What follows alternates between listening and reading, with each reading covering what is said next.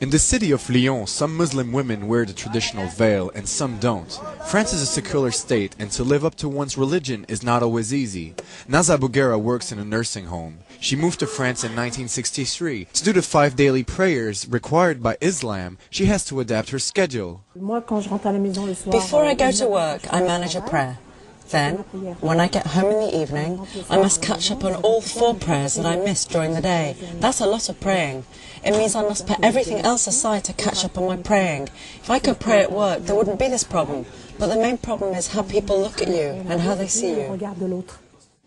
To avoid attracting attention, Naza also gave up wearing the veil. Her French lifestyle changed her methods of worship. For some other people, however, it's the opposite. Salima was raised in a typical French family. She converted to Islam when she was 14 years old, and she's one of the rare veiled women willing to comment on the way Muslim women live in France.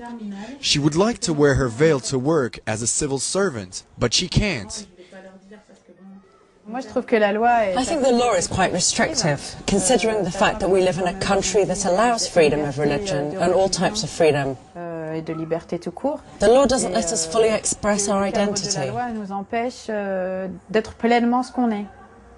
Her new identity that was chosen and not inherited bothered some of her family members. Her father saw Muslim women as entirely submissive. Salima only halfway agrees. We are only ever submissive to God. We aren't under the command of a husband, a father or a brother, as some might think.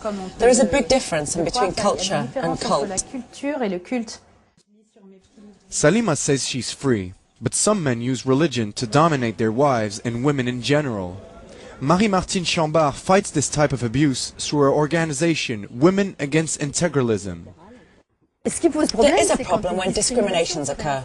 We live in a society that doesn't discriminate women from men, a society that doesn't give women a certain role because they are women, and that doesn't give men a certain role because they are men. Each does what they can, depending on their competence and capacities. So there's a problem when women feel discriminated, and they want out. When someone assigns them a role they don't want, and we all know that leads to tragedy.